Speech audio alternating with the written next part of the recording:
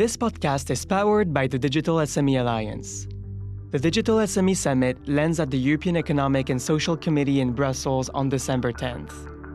The all-day event will highlight topics on AI, sustainability, standardization, digital skills, and more. For tech companies, a unique matchmaking session awaits you to connect, network, and partner with peer European innovators. Today in the EU, ICC arrest warrants for Netanyahu, Gallant, and Hamas commander. What now?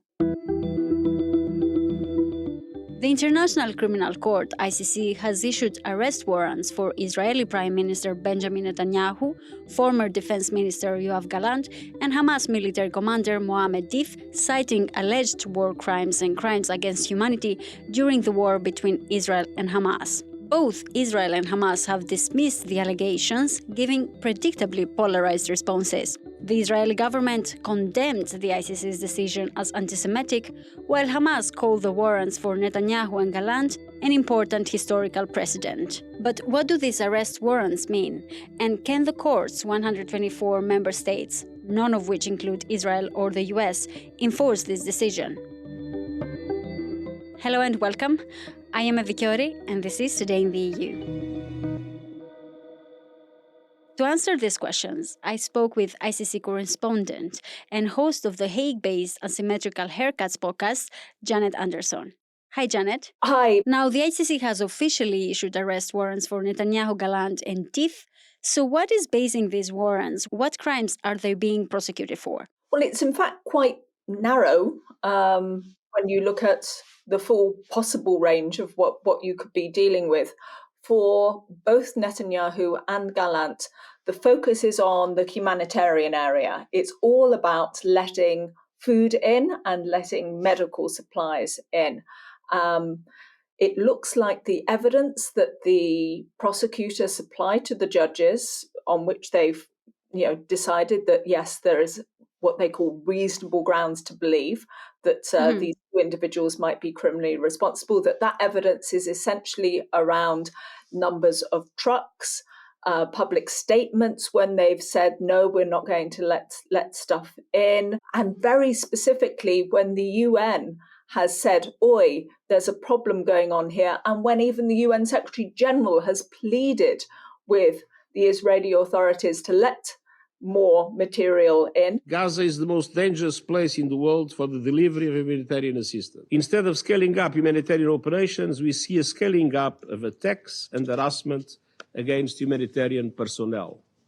I urge the Israeli authorities to do everything in their power to end attacks on UN personnel and property. Plus some of the evidence from the medical spaces like hospitals, which, as we know, Israel argues have actually been used as spaces where Hamas has been operating, but still under sort of international humanitarian law, you've got to respect those spaces. So that's for those guys.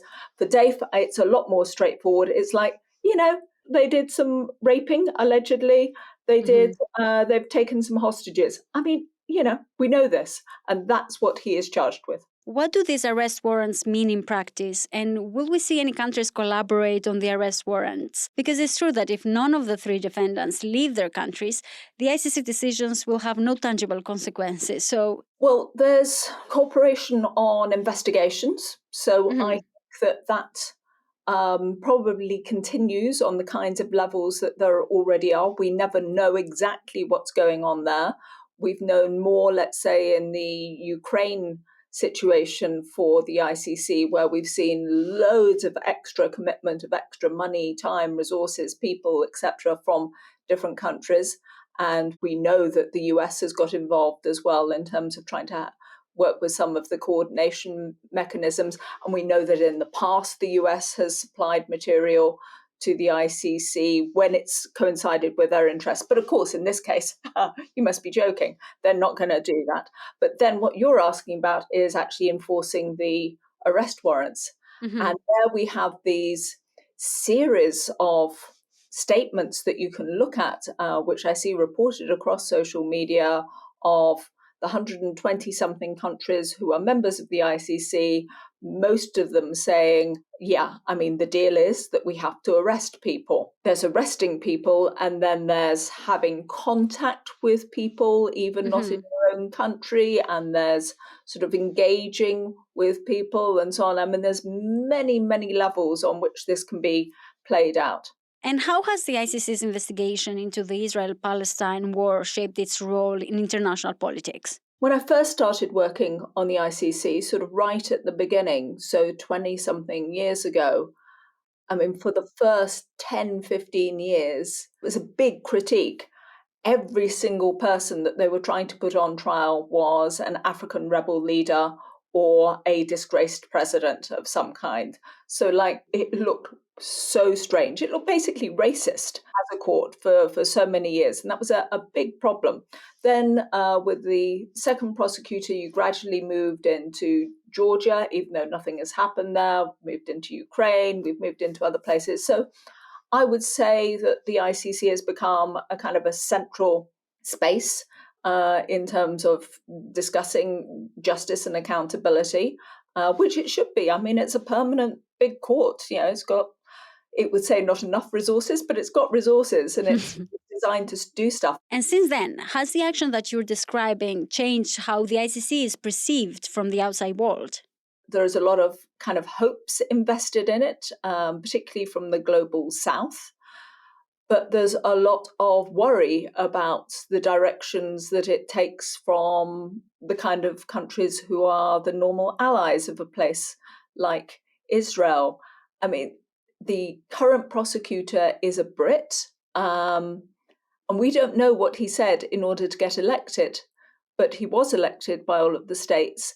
And one of his first actions was to reduce down the investigation in Afghanistan to say that any potential crimes that maybe US service people have committed there, we're not going to look into anymore because they're much less serious and all these much bigger crimes. So you kind of had that idea of, okay, you know, he knows how to handle the world. He knows, you know, how to position himself. He did Ukraine. He did it very fast. He did it very quickly. He got a load of support for it. And this, he's looked at and he said, look, you know, I cannot be accused of double standards. I can't.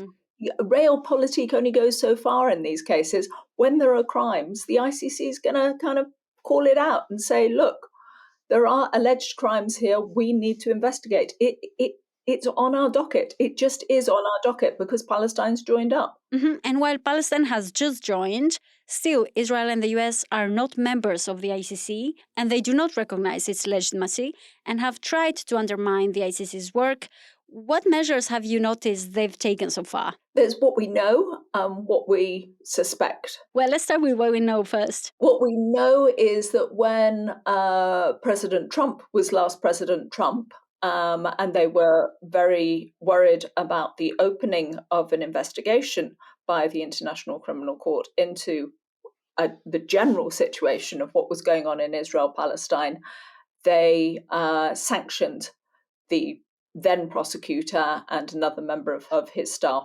And we have the threat from US members of Congress for a more specific set of sanctions, which not only for individuals who work at the court, but anybody who cooperates with them. So watch out, you interviewing me. This, you know, is this some kind of element of us supporting in some way the ICC? Do we end up being sanctioned? Of course, I mean, no, that's an exaggerated and ridiculous example, but you can imagine journalists supplying material to war crimes prosecutors that could be sanctioned in some form by the US. So it's a big threat. Now, in terms of Israel, what we can see is that they have tried within the courts to fight against the particular allegations, that they have questioned the jurisdiction. So they've done everything above board.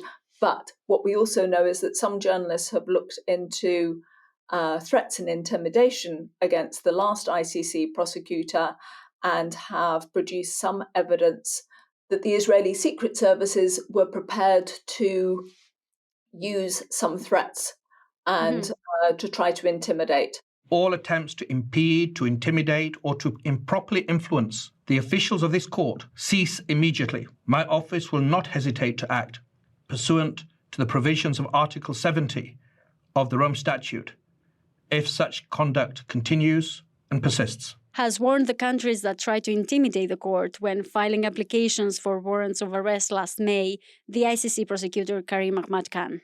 We don't know to what extent that is going on now. What we do know is that the Wi-Fi does not work at the ICC. Why does the Wi-Fi not work?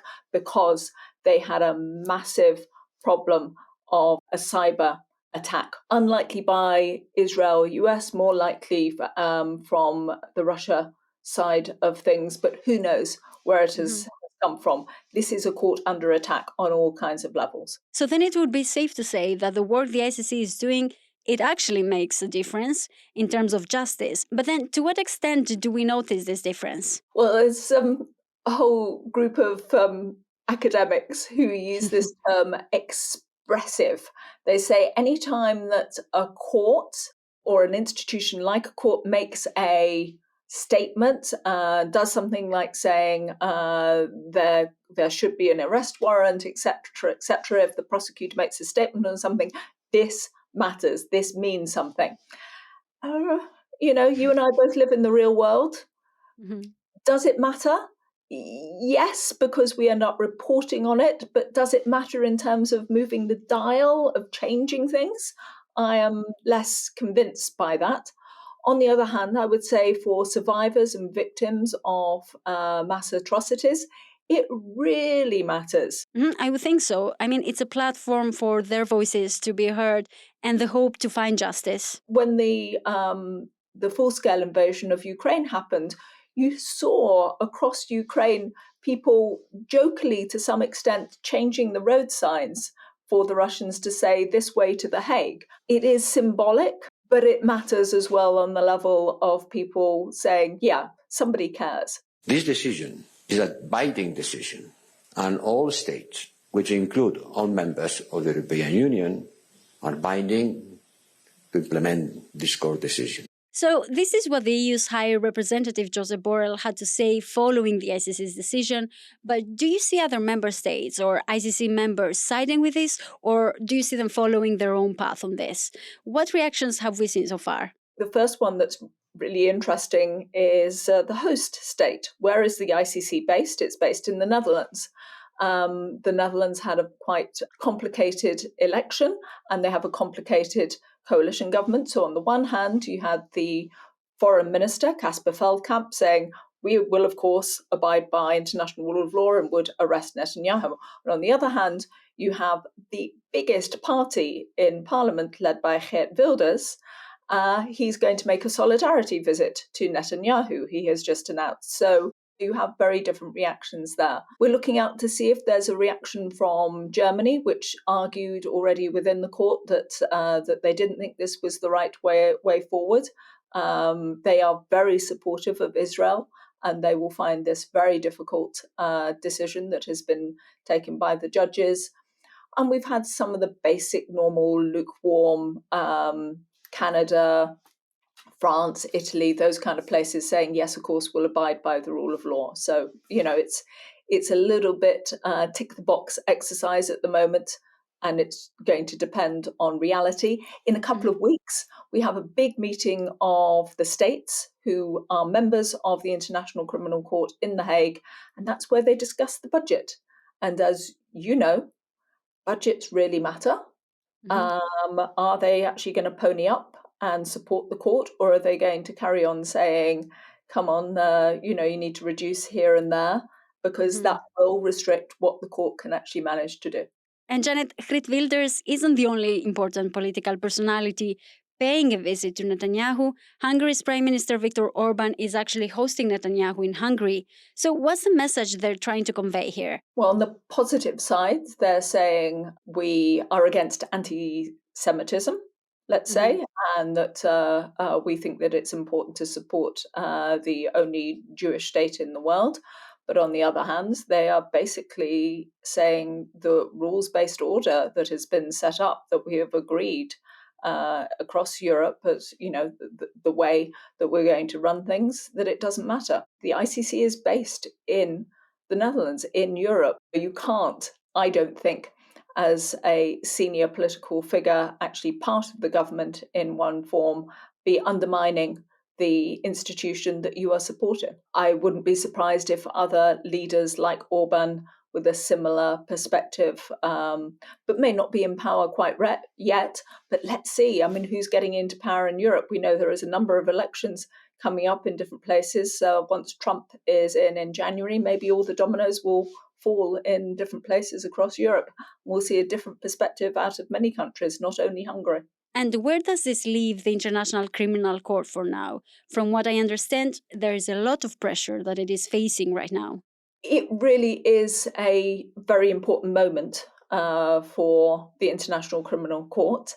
I'm not sure whether it's going to survive the kind of pressure that's going to be on. Of course, it's not going to be dead tomorrow or even next year, but I think there could be a kind of a slow pressure and starvation on it to try to change the judge's perspective. But on the other hand, what's extraordinary is the idea that probably for the rest of his life, Netanyahu, the Prime Minister of Israel, who will at some point become the former Prime Minister of Israel, will have this epithet of alleged war criminal or suspected war criminal. I mean, it doesn't go away. It's such a brand to bear. I think it's quite an extraordinary moment. Thank you very much, Janet. Very welcome. I am Evi Kiorri, and this was Today in the EU podcast. Visit Euractiv to stay on top of the latest news. If you haven't subscribed yet, you can find us on all streaming platforms. You can get in touch with us by leaving a comment or review on Spotify and Apple Podcasts. Your reviews help us a lot to spread the word about our work, but also understand what topics you like listening to. This episode was produced by Charles Cohen and me. Thank you for tuning in, and until tomorrow morning.